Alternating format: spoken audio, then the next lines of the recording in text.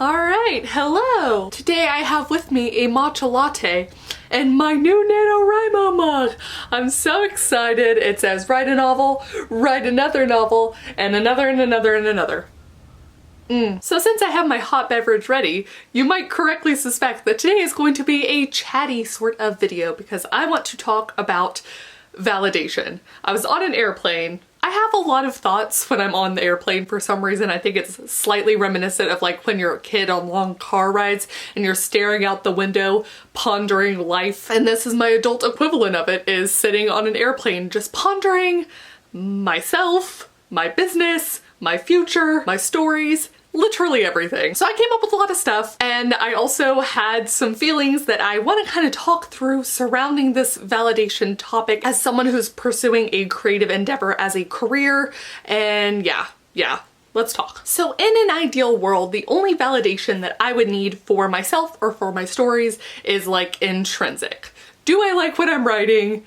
Yes or no, that's enough to continue. Only that's not actually how it works. Or maybe it does start that way.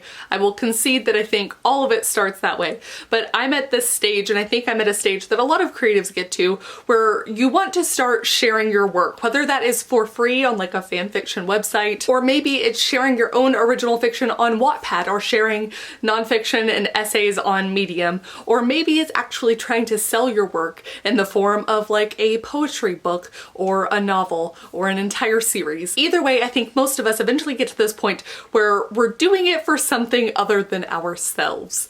At that point, when we're sharing it, it's no longer just for us, because of course it now becomes about the readers. And now I think what sort of prompted this, besides me just looking ahead to like my ideal publication schedule and thinking about all of that, is that I recently filmed that video on writer and author platform bucket lists, where I got to ask a lot of really cool people what was on their lists. And it's interesting, I think, partially in the fact that I framed the question in a specific way, but almost all of the answers, mine included, kind of ended up being these externally validating things, whether that is awards, or it's like sales numbers, or it's even something like fan art. But I did think that overwhelming nature was just so interesting, and that's not to say that I think any of those people aren't also intrinsically motivated to write still.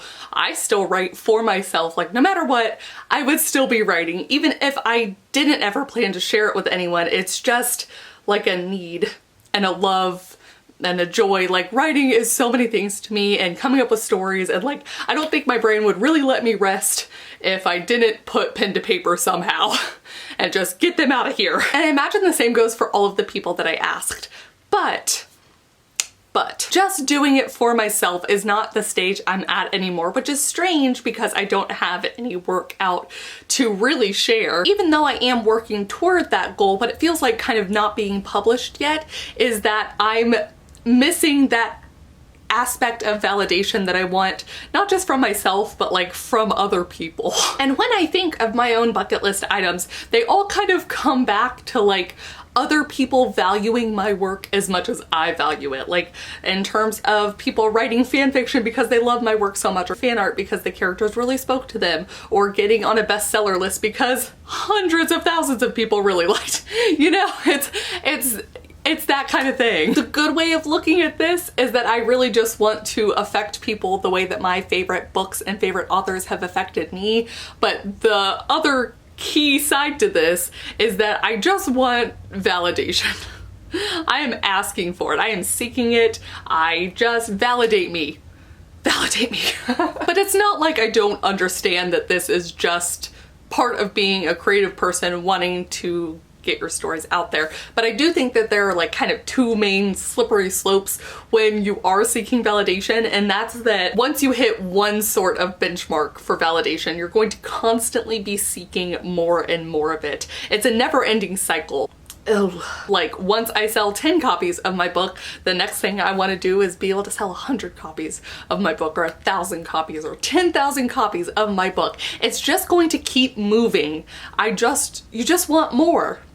You just want more. And also the second kind of slippery slope is just this fear that I have around making solely business decisions rather than writing for myself. Like, if I do get that external validation, am I going to crave that external validation so much that I forget about the intrinsic validation that I need, that I need to write stories that I love rather than ones that sell, or I need to stop writing a series if I have nothing left to put into it, even if the readers still want more in that story. Like, that's my fear.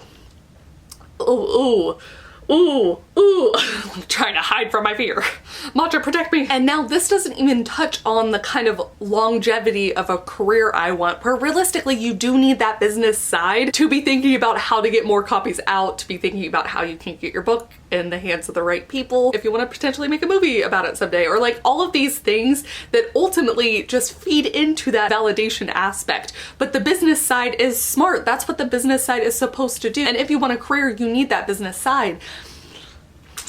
And it gets messy. It gets messy. And it's that mess, that effect that all of that has on the creative brain that I've just kind of been thinking over the last few days. Now, to bring in the author platform aspect of that bucket list question, my fears aren't as warranted in some ways, and I'm going to talk specifically about YouTube, because much like fiction writing for me, this is something I was doing long before I was making money and long before that many people were watching, and something I would still do even if people weren't watching. This has always been cool for me. Above anything else, above connecting with other people, which is my favorite part of it, it's always acted as some sort of chronicling of my own journey slash like weird chaotic diary entry. And I'm absolved of the second worry in some ways, because I really don't put out videos that I don't want to put out, because much like novel writing, I have to live with the video for so much longer than anyone else does. I have to think up the idea, I have to film it, I have to then edit it. If at any point in that stage I'm like, I'm out, then I'm out. I only do it because I'm enjoying it, which is nice and affirming that I think my writing would be the same way. But it's that first one that doesn't really go away. The one where the bar is just ever rising. And while that's not a bad thing, a la the whole spiel on business and writing, it is a bad thing when I'm seeking validation in that way and my expectations don't match up with what reality is. Because for a lot of authors, you are at the mercy of some other entity, whether that's Amazon changing their algorithm, or a giant chain bookstore going under, or a publisher not putting in the money that you thought, or not picking up the next book in the series. And it's not just at this entity, but it's also at like how quickly trends can change. We've all seen dystopian go in and out. We've all seen vampires go in and out. We've all seen any number of things be hot one minute and then not hot the next minute. And that's scary. It's scary, and it's extra scary to then be setting your own personal validation on these benchmarks that you ultimately don't have control over, but you can't not do it, or I can't not do it. I don't have anything to assuage that worry about my ever increasing benchmark. And it's also hard because ultimately, if it is that business brain that's talking about that kind of stuff, don't I need that business brain? Like, the marriage of the business and the creative have to go together, and maybe there's no way to turn that off.